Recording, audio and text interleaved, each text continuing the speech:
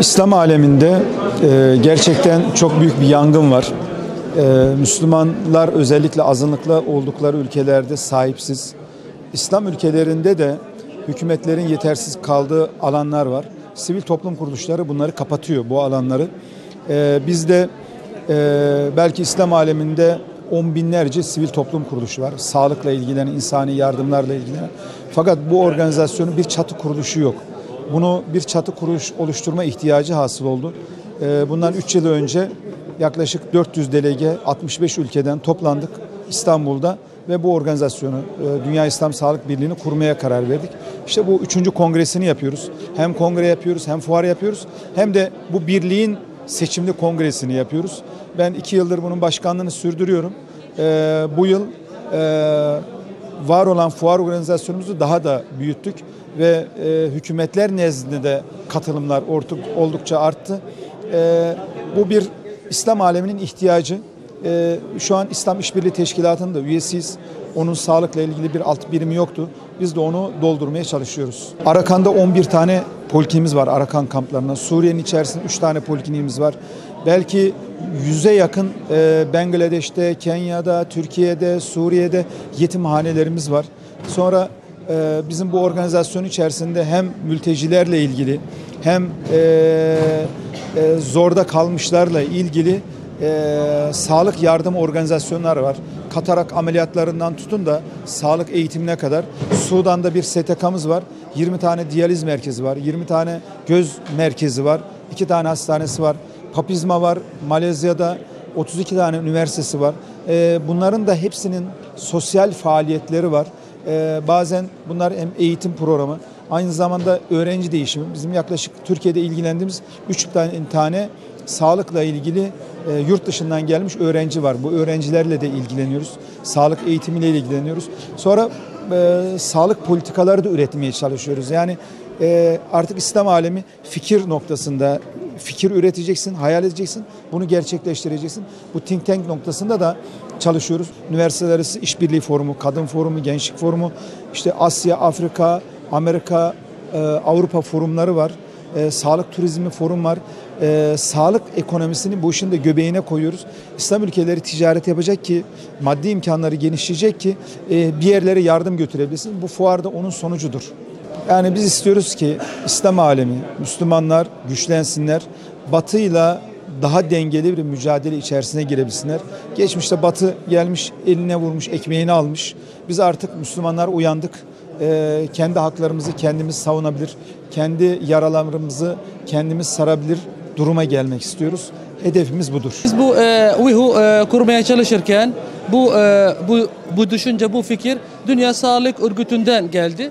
Özellikle Müslümanlardaki olan sağlık sıkıntılar, sağlık hastalıklar %80'i bu İslam aleminde alıyor. Ama ne yazık ki Dünya Sağlık Birliği merkezi Avrupa'da ve Amerika'da hastalıklı olmayan topluluklarda var.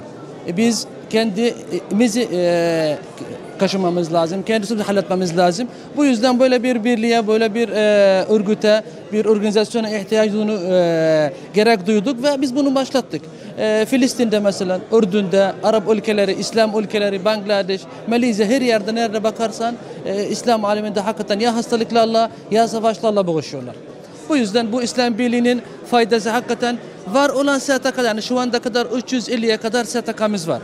Bu birliğe kayıtlı olan dünya çapında 350 STK kayıtlı yapılan tüm faaliyetler Dünya Sağlık Birliği'nin emblemini kullanıyorlar. Bu bizim için bir başarıdır.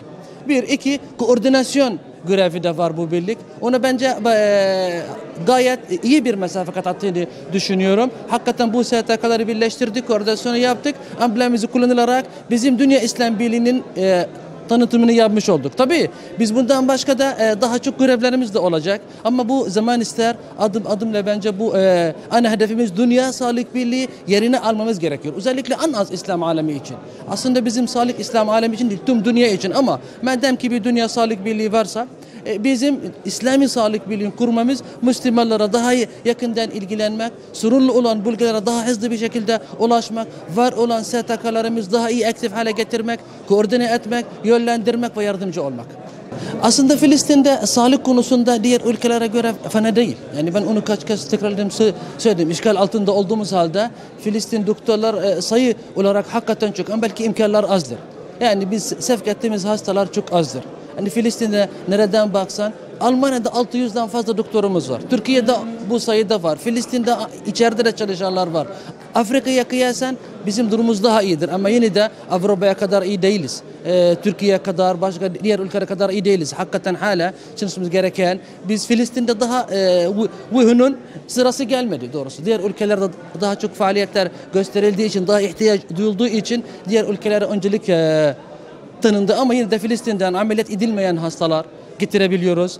Oradan doktora buraya getirip itebiliyoruz. Buradan doktora gönderip Filistin'de bazı zor ameliyatları da yaptırabiliyoruz. Bu şekilde böyle başladık Filistin için inşallah. Kilis ilinde sağlık mensuplarına yönelik yapmış olduğumuz bir çalışma vardı. Bu çalışma özellikle mülteci sağlık mensupları ile ilgiliydi ve bu sağlık mensuplarının organizasyonu ve entegrasyon çalışmasını sağlıklar adına ve çeşitli sağlık derneklerimiz adına yapıyoruz.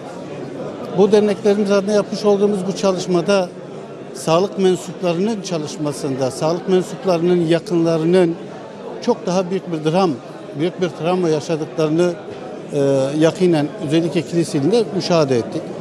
Kamplarda ve çeşitli yakın bölgelerdeki sağlık alanlarda ve tesislerde bu çalışmalarımızı derinleştirdik.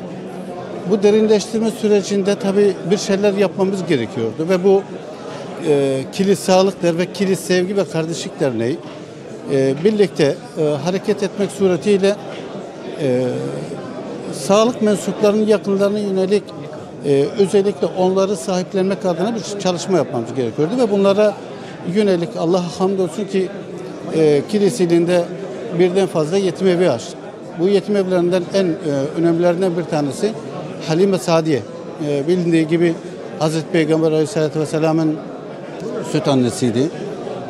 Onun ismiyle, o derin, o güzel, engin ismiyle Halime Sadiye Yetim Evi'ni oluşturduk. Şu anda yetim evlerimizde Kilis'te yüzlerce yetim kardeşimiz anneleriyle birlikte kalıyorlar ve o süreçte tabii bu çalışmaları yaparken Ankara'dan da tabii ki kopmadık. Çalışmalarımızı devam ettik. Sağlıklar Genel Merkez Yönetim Kurulu üyesiydim ve dünyada maalesef Müslüman alimlerin ciddi manada kavga ediyor olmasında hepimizin yaşamış olduğu ciddi rahatsızlığı, dünya Müslüman sağlıkçıları bir araya gelmesi gerektiğini düşünüyorum. Dünya İslam Sağlık Birliği'ni bu çerçevede oluşturduk. Ve Rabbime binlerce hamdolsun. Biz burada temenni ediyoruz.